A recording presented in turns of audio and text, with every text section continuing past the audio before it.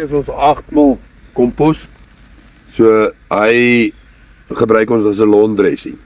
So is 'n lekker fyn ding. Hy eerste keer as jy hom water gee, hy sak hy lekker in die gras in en hy ruik lekker. Kompos is nie voorstel om te stink nie. Kompos is voorstel om lekker te ruik soos hierdie.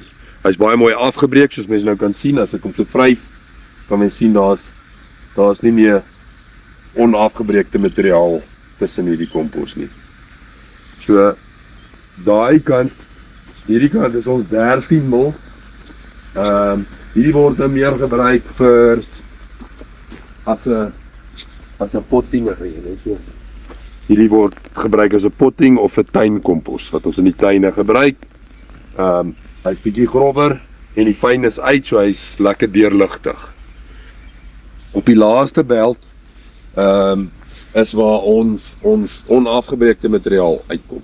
So hierdie kan verskil van plek tot plek. Party gevalle gebruik ons hierdie as 'n mulch, 'n grondbedekker. Partykeer as mens hom nou skoon gemaak, partykeer kan jy die goeders net terugvat na die windrye toe. Dit hang alles af van hoe dit lyk. Maar dit is in 'n geval dan jou onafgebreekte materiaal, jou klippe, jou stompe, alles wat jy nie in jou kompos wil hê.